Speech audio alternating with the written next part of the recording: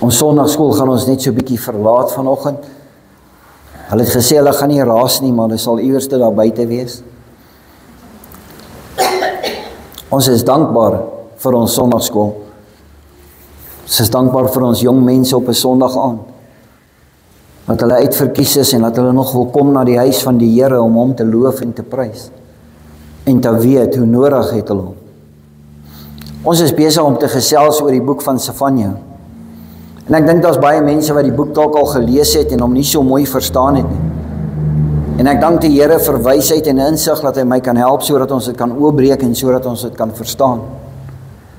Sefanja die profeet is verlangs familie van Hiskia die koning en Josia ook wat nou koning is en hulle is klein neefs en iewers te pas hulle in die storie.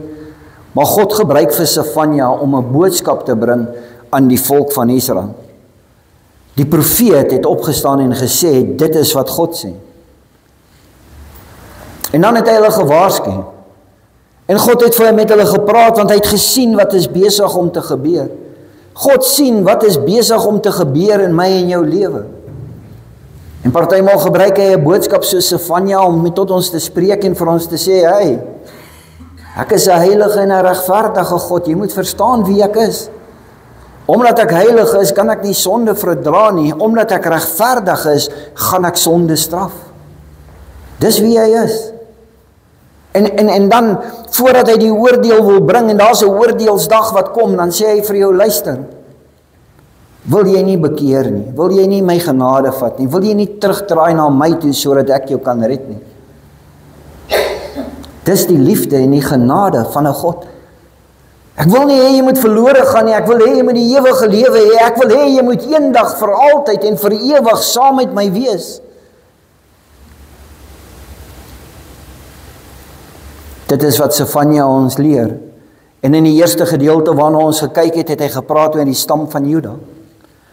Hulle het toegelaat dat afgode in hulle rituele inkom en in die tempel inkom en wat ook al. En omdat God heilig is en omdat hy regverdig is, sê hy vir hulle, ek verdra dit nie. Hy sê, en ek gaan julle straf. Hy sê, want ek moet sonde straf. Hy sê, die is wie ek is. Daar's 'n oordeelsdag wat gaan kom en jy gaan verantwoordeling doen voor daai oordeelsdag, tensy jy jouself bekeer en tensy jy wegdraai en my genade en my liefde aanvaar en terugkom op die plek waar ek die lewende God in jou lewe is. God is heilig. Daarom waarsku hy ons. Hy herstel ons deur sy liefde en maak ons weer wit en skoon. Daar is nie 'n sonde wat jou vuil gaan los as God jou skoon gemaak het nie. Hy maak jou volkome skoon, heeltemal wit was hy jou. Hy los nie 'n klein spek oor of 'n merkie oor of enigiets soos dit nie. Wanneer jy jouself oorgee aan hom, dan kom hy en hy reinig jou en hy maak jou skoon en hy herstel jou as sy kind. Ons begin vanoggend wanneer ons kyk na die volgende gedeelte. Dankie Anthony. God is nie net heilig en regverdig nie. Hy is nie net genadig en barmhartig nie. Hy leer vir ons in die boek van Sefanja dat God is die beskermheer van die wat vervolg word. Kind van God, kom ek en jy wees eerlik vanoggend met mekaar. Hoeveel keer was jy al bespot of vervolg omdat jy 'n kind van die Here is? Kom aan, wees eerlik met mekaar. Dit is, mense sal jou afkraak, mense sal jou spot, mense sal van jou skinder, mense sal jou wil aftrek in die modder in, omdat jy 'n kind van God is. En hy is die beskermheer van die wat vervolg word. Ander woorde wat hy vir my en vir jou sê, as ek in Christus is, sal ek jou beskerm. En ek sal daar wees vir jou. En dis waaroor hy met ons gaan praat vanoggend. Daar's 2 gedeeltes wat hy met ons gaan praat. Uit die boek van Sefanja 2 vers 4 en 5 is hy besig om te praat met die dorpe wat om hom lê, met die Kusiete en die Hammoniete en die Moabiete en elkeen die Filistyne, almal wat 'n invloed gehad het op die lewe van die kinders van God, wat hulle afgetrek het tot in sonde of toegelaat het om hulle wil op die kinders van God af te dwing. En hy sê vir hulle, hy sê as jy omkeer en terugdraai na my toe, ek is jou beskermheer. Maak die saak wat die wêreld sê. Ek kan onthou toe ek 'n jong man was, en ek is nog nie so baie oud nie. Maar toe ek 'n jong man was en ek my hart vir die Here gee, hoe vinnig het jou vriende nie teen jou gedraai nie? Hoe vinnig wou jou vriende nie meer met jou assosieer nie, want jy is nie meer deel van die wêreld en die dinge waarmee hulle betrokke is nie. Jy sien, jy het besef, iemand het jou gekoop deur die bloed van Christus en my lewe het verander en ek is 'n ander persoon. Ek is nie meer gelykvormig aan die wêreld nie. Ek het 'n identiteit in Christus. En hulle draai teen jou. En hulle loop weg van jou af. Hulle verwerp jou. Ewe skielik is hulle nie so baie goeie vriende met jou nie. Ewe skielik wil hulle nie by jou kom kuier of wat ook al nie, want hulle is so bang dat die regverdigheid van God sal op hulle spring en dan word hulle dalk regverdig. En dis nie wat hy wil hê nie, want die plesier van die lewe is so aantreklik vir hulle, dat hulle vasklou aan die plesier van die lewe, maar die plesier van die lewe gaan nie vir jou die ewige lewe gee nie. En dis waar die liefde en die genade van God inkom, en hy sê, jy moet omdraai. Hy sê, jy moet dit nou doen, jy moet jouself nou losmaak, sodat die heerlikheid en die grootheid en die almag van God geopenbaar kan word in jou lewe, sodat jy kan sien, dat ek is jou beskermheer. Ek wil hê jy moet mooi kyk na hierdie eerste gedeelte, en terwyl ek besig is met hierdie eerste gedeelte, het ek baie vrae terwyl ek met die Here gesels oor dit. Gaza sal verlate lê, en Askelon sal verwoes word. En ek vra vir myself, Here, is dit dalk die vervulling van die profesie? Wat is besig om met Gaza te gebeur? Hy is besig om totaal verwoes te word. En al die stede wat om hom is, word geraak deur wat besig is om te gebeur in Israel. Wil God nie dalk vir ons bevestig vanoggend en sê, luister, die uurglas is besig om uit te loop nie. Hy gaan voort en hy sê, laatmiddag sal al Asdod se inwoners uitgedryf wees en Ekron se inwoners uitgeroei wees. Wat is besig om te gebeur met die stede om Gaza? Israel stuur vir hulle briewe en papiere word uit vliegtuie uit en helikopters uitgegooi om te sê, ontruim jou stad want ons gaan hom aanval. Ontruim die stad want ons is besig met 'n heilige oorlog, of ons is besig om 'n oorlog te voer in daai omgewing. En daar's van die stede wat al reeds vir die inwoners uit is. Dit sal ellendig gaan met hulle wat van Krete afkom, met hulle wat woon langs die kus by die see. Die Filistyne. Jy sien oorspronklik Krete, dis waar die Filistyne vandaan gekom het. Dis waar hulle oorsprong gehad het, en die Filistyne was die aardsvyand van Israel. Ons dink maar net aan Dawid en Goliat. Hoe hulle in oorlog was teen Israel. En hulle het later van tyd so gemeng met die Israeliete, want die Israeliete het hulle gode begin aanhang. En hulle het God eenkant geplaas. En dis waar God se oordeel sou inkom oor hulle, om vir hulle te sê, luister, julle is besig as my volk, ek is jaloers, en ek wil nie hê dat julle moet 'n ander God aanbid nie. Net so is dit wat God vanoggend vir my en vir jou sê. Ek is jaloers op jou. En ek wil nie hê, dan moet 'n ander God in jou lewe wees nie, net ek. Die lewende, die barmhartige, die heilige en die regverdige God, dis ek wat in jou lewe wil wees en niks anderste nie.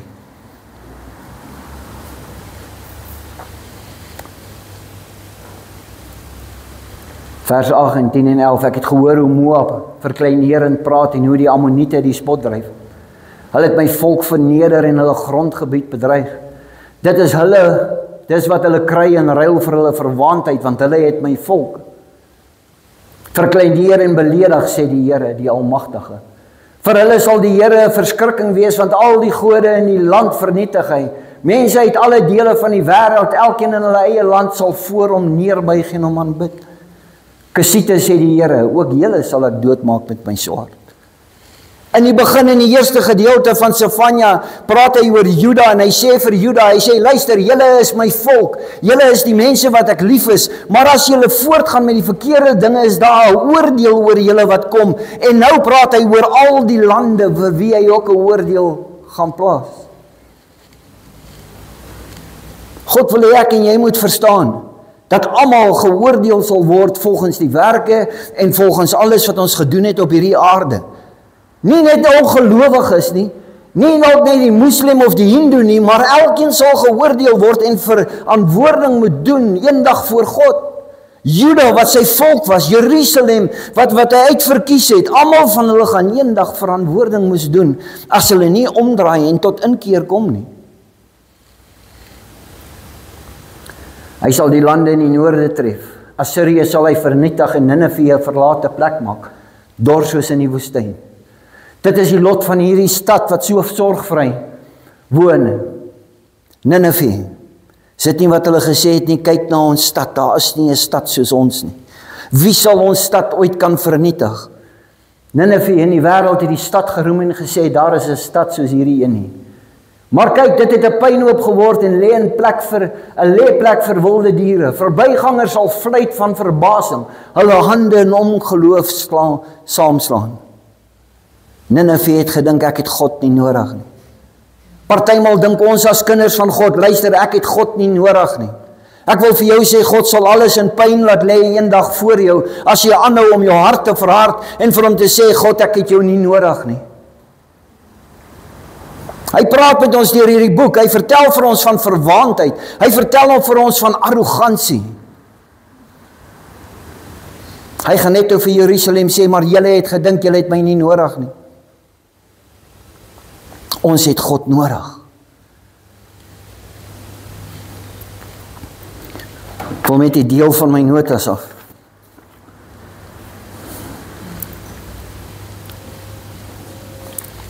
God is 'n universele God. Sien ons hier van die begin af.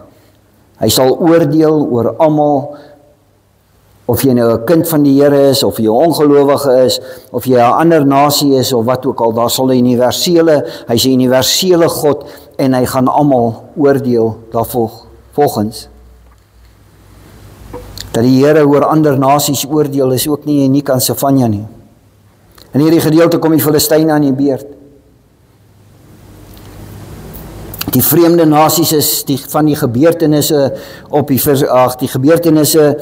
verskriklike dag van die Here. Die aardsvyand van Israel, die Filistyne, word op gelyke voet met Juda gestel. Jy sien, God is heilig en regverdig. Hy gaan nie sê maar, luister, jy 12 keer kerk bygewoon hierdie jaar, en Samuel het net 3 keer kerk bygewoon, so ek gaan vir jou voorkeur gee.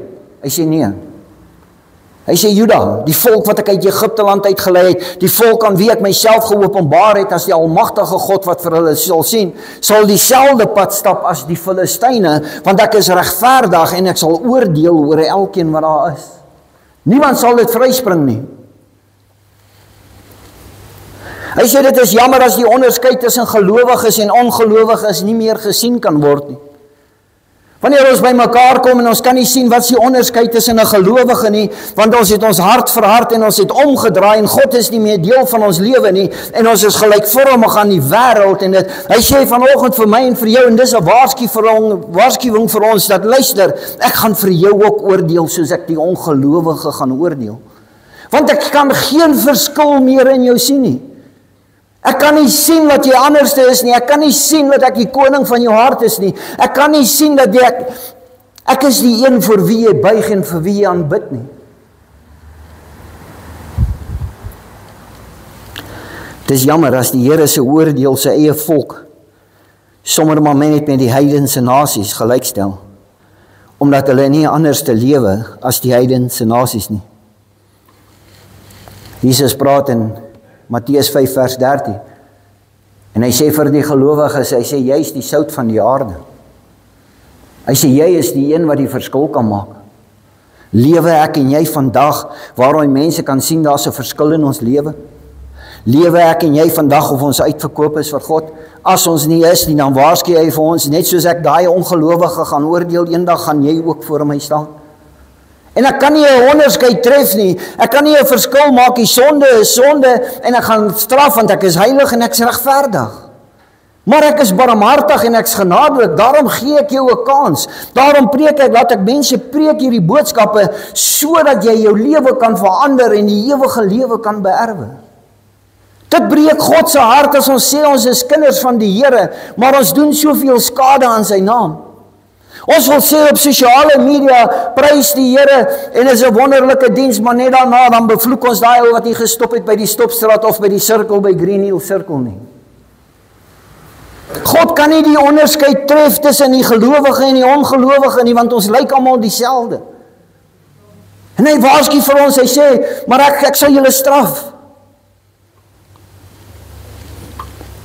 Jesus beklemtoon die andersheid van gelowiges in hierdie wêreld. In die tyd van Sefanja het die volk van die Here die andersheid verloor. Hulle was gelykvormig aan die Filistyne, aan die Assiriërs, aan die Moabiete, aan die Ammoniete, aan die Kusiete. Hulle het hulle goed in die tempel ingebring en hulle het hulle gewoontes aangeleer en hulle het hulle praktyke begin aanneem en hulle het God eenkant geskuif. En God sê, maak nie saak hoe lief ek jou het nie. As julle volhard daarmee, moet ek julle straf, net soos ek hierdie Filistyne en die Kusiete gaan straf. Die vraag wat ons moet beantwoord, het ons nog die andersheid wat van gelowiges gevra word? Lewe ek en jy nog anderste as die wêreld? Is daar verskil, kan mense dit sien? Of het van die gelowiges vandag so erns met die wêreld geword, dat hulle soos Israel van ouds, maar oor dieselfde kam as die heidene nasies geskeer kan word? As God na ons kyk en hy sê, dis my kind, maar hy is gelykvormig aan die wêreld, ek moet jou straf soos ek hierdie wêreld gaan straf, want ek kan nie anderste nie, ek is regverdig.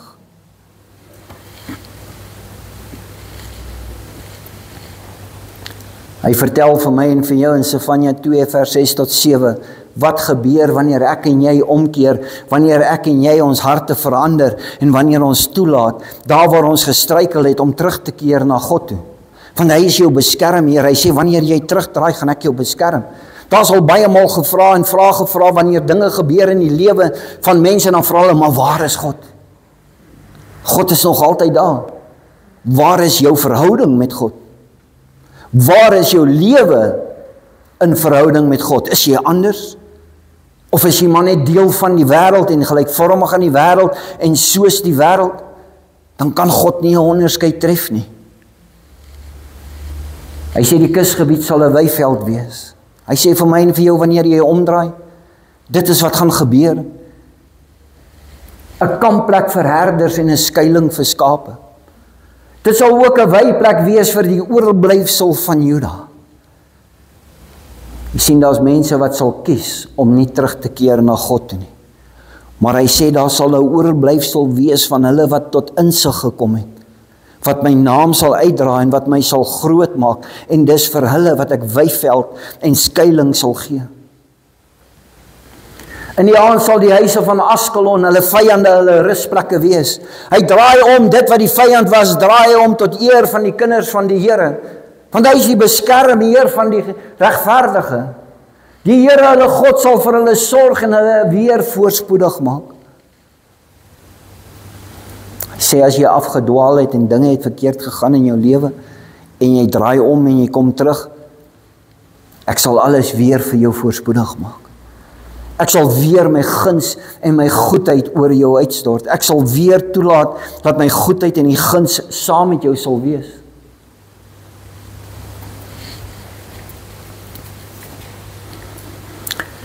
Die rede van die oordeel is die behandeling wat die volk van die Here, van die twee volke ontvang het.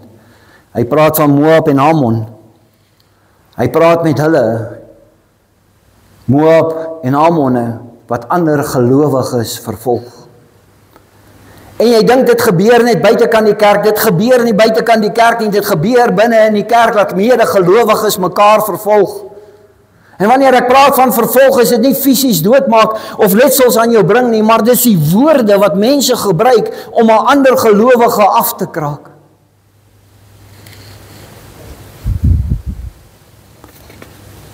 Hy sê wat gaan gebeur met die Moabiete en die Ammoniete, sal gebeur met hulle wat my kinders afkraak en wat hulle verkleineer.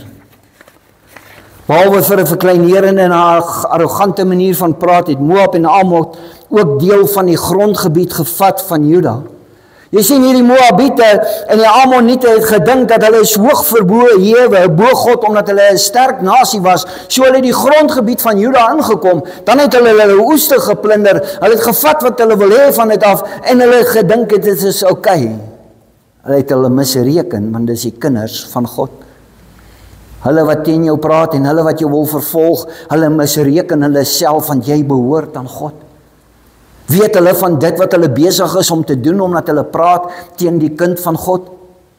Hy waarsku ons vanoggend en hy sê vir ons vanoggend, pas op wat jy sê teen 'n ander gelowige. Pas op vir wie jy jou ore uitleen, wat in jou ore praat, en vir jou vertel van dinge van die kinders van God. Moab en Amon se oortreding teen Juda is ook 'n oortreding teen en die minagting van die Here en sy wil. Wat mense en mensegroepe met mekaar doen, het nie net 'n horisontale invloed in die lewens van mense nie. Dit het ook 'n vertikale invloed. Ek wil vanoggend vir u 'n voorbeeld gebruik. 'n prediker, 'n kind van God, wat lief is vir die Here en sit by die voete van die Here. God gee vir hom 'n woord. En hy het 'n opdrag om hierdie woord te gaan verkondig aan 'n groep mense. En terwyl hy besig is om te staan voor die groep mense en hy bring die woord van God wat hy by God gehoor het, is daar mense wat hom krities aankyk en dit, want hulle wil nie hierdie woord hoor nie. Eerste instansie want hulle word aangekla van sonde in hulle lewe, en tweede instansie hulle voel skuldig omdat hulle die Here eenkant toe gesit het. Maar die persoon wat gehoor het by die Here, hy is die afgevaardigde van die Here wat daar so staan en hy praat namens die Here. Nadat hy klaar is met sy boodskap, vra die mense vir hom en die mense sê vir hom, maar ek het nie gehou van jou boodskap nie. Ek het nie gehou van dit wat jy vir ons gesê het nie. Want jy sien dalk het die Heilige Gees hulle aangekla. Ek wil hê ons moet iets mooi verstaan vanoggend.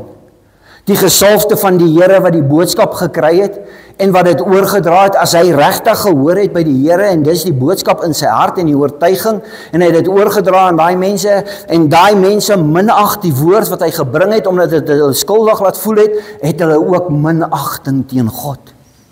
Want God het hom die woord gegee. God het vir hom gesê, jy's my instrument, ek wil jou gebruik vanoggend. En mense kritiseer dit wat God gesê het vanoggend vir daai mense. Indien die persoon verkeerd gehoor het en hy het nie gehoor by God nie, sal God hom oordeel soos wat ons lees hier in Sefanja. En as hierdie persoon wat hy kritiseer of die mense wat kritiseer of aanspraak maak daarteenoor, God sal hulle oordeel as hy reg is en hulle is verkeerd. Jy kan sien daar's twee kante aan die oordeel. Net so gebeur dit ook in die kerke vandag. Die pastoor of die afgevaardigde van die gemeente is die persoon wat sit by die voete van die Here. En die Here gee vir hom die boodskap en die visie vir die gemeente en hy dra dit uit, maar daar's mense wat sê, maar ek stem nie saam met jou nie. Ek is nie beïndruk met dit wat jy besig is om te doen nie. Wat is die verskil tussen die voorbeeld wat ek gebruik het en die werklikheid wat ek nou vir jou sê? As die pastoor of 'n leraar of 'n dominee 'n verkeerde boodskap bring en hy sê hy het dit van die Here gehoor, maar hy het nie, sal die Here hom oordeel. Maar as die mense wat in die gemeente sit vir hom kritiseer en oordeel en sê ek wil nie deel waarvan wees nie, dit wat jy doen is verkeerd, het die Here vir jou die woord gegee? Is jy die persoon wat die leier is van hierdie gemeente, of is jy net rebels en het jy ongeestelike onvolwassenheid om te erken God praat met die persoon wat die boodskap gekry het van hom af? Dit veroorsaak horisontale en vertikale. Want hoe bid ons saam? Hoe kom ons in eenheid by mekaar as jy nie saamstem wat God vir die gemeente gegee het nie? Die bekommernis wat jy het oor wat die pastoor doen, is nie jou bekommernis nie. Hy gaan voor God staan as hy verkeerd is, en hy gaan geoordeel word daarvolgens. En as jy verkeerd is, gaan jy geoordeel word daarvolgens. Maar die verhouding horisontaal en vertikaal word gebreek. Want ons kan nie meer in eenheid saam bid met mekaar en saam oor dieselfde dinge. En dis wat God sê. Hy sê ek gaan oordeel oor daai persoon wat sê ek het die woord van die Here by hom gekry, maar dalk het ek nie, is my eie siening en my eie interpretasie, ek sal hom oordeel. En vir die persoon wat minagting het teenoor hom of teenoor die woord van God, ek sal daai persoon oordeel.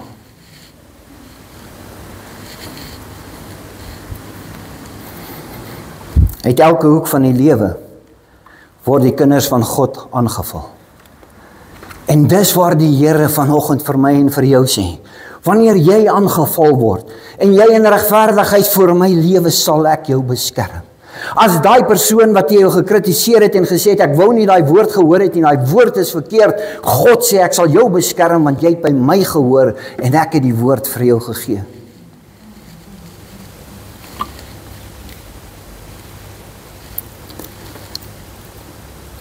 Partymal wanneer hierdie dinge gebeur tussen medegelowiges, dan wonder ons, waar is God? Maar Here, hoe gebeur hierdie ding tussen medegelowiges? Jy sien, party van ons raak arrogant en verwaand. Party van ons raak soos Nineve en sê, my stad is die beste. Dit wat ek het is beter as wat jy het. En daarom wil ek myself hoorstel as God en enigiets anders. As jy nie die knie kan buig nie, sal jy eendag die knie buig voor God, want dis wie hy is. Hy praat van die Kusiete en die Arisiete en die Assiriërs. Daar is 'n opvallende patroon in die rangskikking van die 4 oordeel uitsprake wat daar so is. Hy praat van Juda, dan praat hy van Gaza, dan praat hy van die ander volke en die ander dorpe. En ek wil hê ons moet vanoggend daarna kyk, want dit is nogal interessant. En toe die Here dit vir my oopbreek, toe is ek verbaas oor dit wat dit is. Die Filistyne is aan die weste kant van Juda. Die Moabiete en die Ammoniete lê aan die ooste kant van Juda. Kus lê suid van Juda en Assirië lê noord van Juda. As jy sal kyk, dis elke 4 rigtings. En die uithoeke, die oordeel sal oor die hele wêreld, elke uithoek van die aarde sal die oordeel wees en niemand sal dit vryspring nie. Die dag van die Here is 'n verskriklike dag vir hulle wat nie glo nie en wat volhard in hulle hart. Maar vir ons wat ons harte omgee en dalk teruggedraai deur die genade en die liefde van God en dat hy ons beskerm, dan sê hy vir jou, jy sal blydskap en vreugde hê in daai dag. Jy sal nie bekommer wees oor sekere dinge nie. Wat hy hierso bedoel van die 4 rigtings is dat God is 'n universele God. En van elke uithoek van die aarde, elke volk, elke taal en elke nasie sal hy oordeel. Partymal gelowig is en ongelowig. Daar is altyd vir ons hoop. Want God is 'n God van genade en 'n God van liefde. Simeon is in die tempel en hulle is besig en Josef en Maria kom met die kind in en Simeon sien dit en hy sê die volgende: want ek het die verlossing gesien. Hy kyk na Jesus en hy sê, ek het die verlossing gesien wat u berei het voor die oë van alle volke. 'n lig om God aan die nasies bekend te maak en die glorie van die volk Israel. Wil jy met jouself 'n vraag afvra vanoggend en vir jouself opweeg, gelowig, ongelowig, is ek dieselfde of is ek nie? Want hy sê in Handelinge 1 vers 8, nadat hy opgevaar het en ons kinders van God is, het hy die Heilige Gees oor my en jou uitgestort, sodat ek en jy getuies kan wees oor hierdie hele wêreld. Getuig ek en jy oor God. Of praat ons oor die ander dinge wat ongelowig is en God maak nie eintlik vir ons saak nie. Ek wil hê ons moet die implikasie vanoggend sien wanneer ons kyk na Handelinge 1 vers 8. Ek en jy het 'n verantwoordelikheid as 'n kind van God, geesvervulde kind van God, om die evangelie te gaan uitdra na alle nasies toe. Hoekom? Gaan vir my hoor na die volgende een. Openbaring 7 vers 9 tot 10. Hierna het ek gekyk en dis Johannes en werklik waar. Daar was 'n reuse skare mense wat niemand eers kon tel nie. Hulle het gekom uit elke nasie, stam, volk en taalgroep en het voor die troon en voor die lam gaan staan. Jy sien, wanneer ek en jy die evangelie verkondig aan elke volk, taal, stam en nasie, ons sien dit nie nou nie, maar eendag sal ons dit sien. Oor elkeen wat tot bekering gekom het, want hulle het ook die heerlikheid van God gesien, net soos Simon het gesien het in die tempel. Net soos ek en jy dit sien, wanneer ek en jy uitverkoop is aan Christus, wanneer ek en jy toelaat dat sy heerlikheid en sy almag oor ons is. Hulle het wit klere aangehad met palmtakke in hulle hande. Dis mense wat tot bekering gekom het. Dis mense wat hulle lewe vir die Here gegee het. En weet jy wat? As ek en jy die evangelie verkondig, het ons deel daaraan. Aan hierdie menigte skare wat eendag voor daai troon gaan staan met wit klere, want dit wat jy hulle vertel het hulle lewe verander en het hulle toegelaat dat God in hulle kom sodat hulle skoon gemaak kan word en sodat hulle voor hom kan staan. Met 'n kragtige stem het hulle uitgeroep: ons verlossing is te dank aan God wat op die troon sit en aan die lam. Jy sien, wanneer ek en jy vir hulle vertel, vir God, gaan nie oor jou naam wat iewerste ingeskryf gaan word nie, dit gaan oor wat God gedoen het en waar hy hulle lewens verander het en vir hulle skoon gemaak het.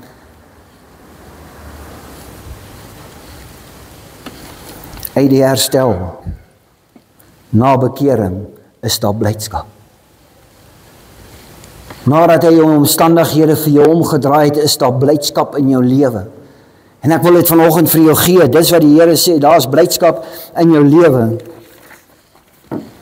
Hy sê in Sefanja 3 vers 14 tot 20, sing Jerusalem, skree hard oor Israel. Hierdie is die stamme en hierdie is die wie veroordeel sou geword het. En wat dalk aggeslaan het op die woord van God, wat geluister het na die woord van God. Wees bly en juig met oorgawe, dogter van Jerusalem. Die Here sal julle nie meer straf nie, hy sal julle vyande verdryf. Die Here is koning van Israel, hy is by julle. Julle hoef nie meer enige rampe te vrees nie. Jy sien, wanneer ek my vertroue in hom plaas en ek keer terug na hom toe, dan gee hy vir my hierdie baie mooi belofte. Hy sê, as jy terugkeer na my toe, ek is jou beskermheer, en uit jou bekering uit sal daar vreugde en blydskap wees. Daardie dag sal vir Jerusalem gesê, moenie bang wees nie, Sion, moenie moedeloos word nie. Die Here jou God is by julle, hy is 'n magtige verlosser. Hy is buitengewoon bly oor julle. Hoor mooi hierdie woorde. Hy is buitengewoon bly oor jou wanneer jy terugkeer na hom toe. Wanneer jy sê, ek buig nie voor ander afgode nie, ek raak ontslaaf van hulle, Here, dit is net voor u wat ek sal buig. Hy sê, ek sal buitengewoon bly oor julle. Sy liefde sal julle rustig maak.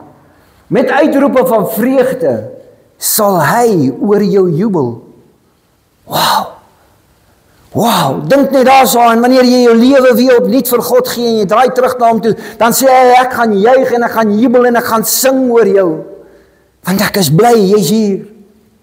Die wat treur maak ek by mekaar, ver van die plek van ontmoeting. Dis hulle wat uit jou voorkom en swaar dra in die skande. Ek sal in die tyd afreken met almal wat julle onderdruk het, mense wat jou vervolg. Hy sê, ek sal afreken met hulle, want ek is gestand aan my woord. Ek sal die hulpelose mense help, ek sal die verstrooides terugbring. Die wat verneder is in ander lande, hulle naam sal ek in ere herstel. Op die regte tyd sal ek julle by mekaar maak en julle terugbring huis toe. Ek sal sorg dat volke in die wêreld julle weer ag en met respek behandel. Kan jy hoor wat sê die Here vir jou vanoggend? Hy sê, mense sal jou met respek behandel. Julle sal met julle eie oë sien hoe ek julle lot verander, sê die Here. Hy vat ons terug na die Nuwe Testament toe en hy vertel ons die gelykenis van die verlore seun. In Lukas 15, Daarop het hy teruggegaan na sy pa toe, die seun wat verlore is.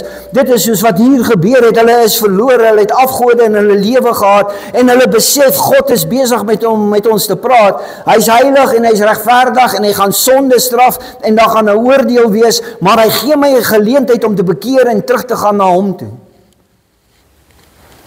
Daai verlore seun het tussen die varke gesit, en hy het die pele geëet van die varke. 'n Vark is 'n onrein dier vir 'n Jood, en hulle sou nooit geassosieer word met hom nie. Thank you, Anthony. En toe hy nog ver was, het sy pa hom gesien aankom. Oorweldig met liefde en deernis. God is oorweldig met liefde en deernis wanneer jy terugkeer na hom. Hy het na sy seun toe gehardloop, hom omhels en gesoen. Daai arms wat vasgespijker was aan die kruis, wag om jou te omhels en om jou terug te verwelkom. En hy sal juig en hy sal jubel en hy sal sing oor julle. En slag die vetgemaakte kalf, ons moet fees vier. Van 'n straf en 'n oordeel tot 'n bekering en 'n terugdraai na God toe en 'n herstel tot 'n fees. Is dit nie 'n awesome God wat ons dien?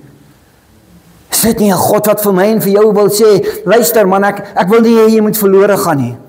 Ek wil hê jy moet omdraai, ek wil hê jy moet terugkeer na my toe, want ek moet eendag oordeel. Ek kan nie anders nie, ek kan nie verander wie ek is nie, ek's 'n heilige en 'n regverdige God. Maar aan die ander kant het ek liefde en genade, ek is bereid om jou sondes vir jou te vergewe. Ek is bly om jou skoon te maak, ek is bly om jou met oop arms terug te verwelkom, en ek gaan fees vier saam met jou. Want hierdie seun van my was dood en het nou teruggekeer na die lewe. In sonde is ons dood. Maar wanneer die Here in ons lewe inkom, dan keer ons terug na lewe. Hy was verlore, maar nou is hy gevind. Toe het hulle begin feesvier. Toe het hulle begin bly raak. Man, ek wil vir jou sê, ek dink die beste engelekoor het opgestaan en begin sing.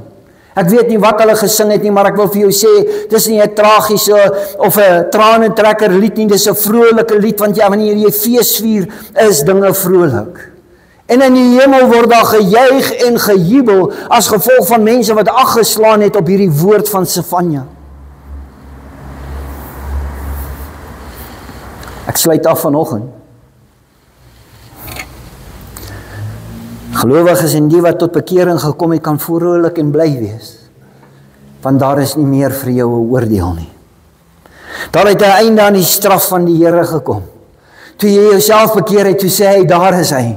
Daar is die lam van God wat namens jou geslag is en namens jou gesterf het. Daar is geen veroordeling meer vir jou nie.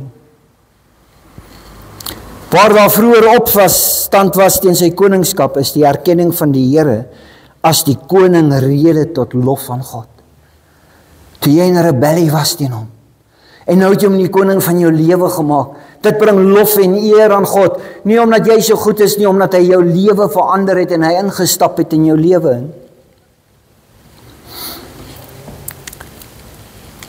Is die erkenning van die Here as koning rede tot lof van God? Waar sy teenwoordigheid vroeër oordeel beteken het, is sy teenwoordigheid nou gerusstellend. My sonde is verwyder van die ooste na die weste, dit sal nooit weer by mekaar uitkom nie. Hy het my skoon en hy het my vrygemaak, ek kan gerus wees in my hart, ek hoef nie bang te wees vir die dag van oordeel nie, want die beskermheer sal my veilig hou en hy sal my beskerm, soos wat ons gelees het in Sefanja 1.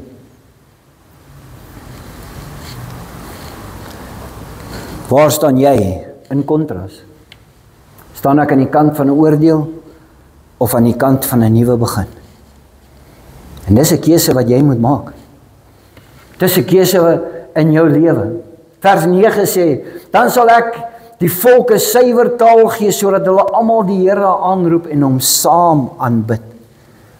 Sien, wanneer jy tot inkeer gekom het en jy het verstaan dit wat God besig is om te doen, dan kan jy in eenheid saam bid, en jy gaan saam 'n suiwere taal hê om hom te loof en te prys. En ek sal graag wil weet, wat is die taal, want elke volk, elke taal, elke nasie gaan voor hom staan, en dan gaan lofliedere gesing word, en al ken jy dalk nie daai taal nie, jy gaan in daai taal spreek. Miskien ken jy net Afrikaans en Engels, ek wil vir jou sê, daar's 'n derde taal wat vir jou wag. Hy sê, ek gee vir jou 'n suiwer taal, saam met die ander gelowiges, sal jy saam sing. Hy bring die verandering teweeg. Hy bring oordeel, maar ook 'n einde aan die oordeel. Wat dan die is van 'n nuwe era van seën en voorspoed. Sê, wanneer jy terugkeer tot my, dan sal my seën en my voorspoed saam met jou wees. En jy moet nie vanoggend dink dat alles gaan net altyd goed gaan met jou nie, want dis nie hoe dit werk nie. Daar sal moeilike tye kom, daar sal dae wees wat jy sleutels verloor en jy vra vir jouself af, God, hoekom gebeur dit? Hoekom laat hy toe dat sulke dinge gebeur? Maar ek wil vir jou sê, jy gaan vreugde en liefde vind in hom, want jy gaan weet, hy is in beheer, ongeag daai omstandighede. Het dit ons swakker gemaak? Het dit ons slegter gemaak? Nee, God is vandag nog steeds in beheer. En ons gaan deur hierdie goed, want ons moet lesse geleer word. Partymal is ons arrogant, partymal dink ons en sê, kyk hoe mooi en hoe goed is ek, kyk hoe mooi en hoe sterk is ek. En dan sê God, soos wat hy vir Nineve, ek sal jou net so 'n bietjie afbring aarde toe, om vir jou te laat leer, dat jy is afhanklik van my af.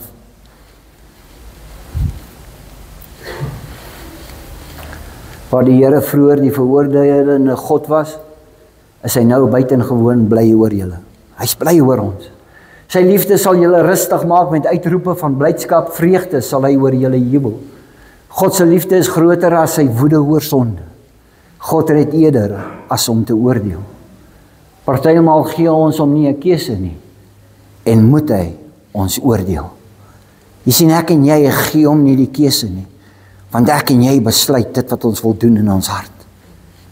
Vanoggend wil God ons herinner, hier's 'n tafel. Daar's 'n doringkroon, daar's 'n kruis, daar's spykers op 'n tafel. Ek het alles vir jou gedoen. Wil jy nie omdraai en terugkeer na my toe nie? Want ek wil jou nie oordeel nie.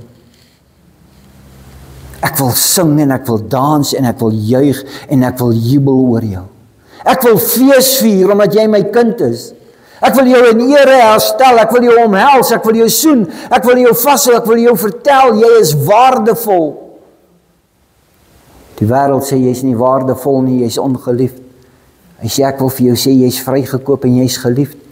Jy's deel van 'n familie. Jy het 'n erfenis in Jesus Christus. Jy is besonder vir hom. En ek wil jou nooi vanoggend om aan die tafel te kom sit en vir 'n oomblik te dink dat dit is wat hy gedoen het vir my en vir jou. Wil jy nie terugkeer na hom toe nie?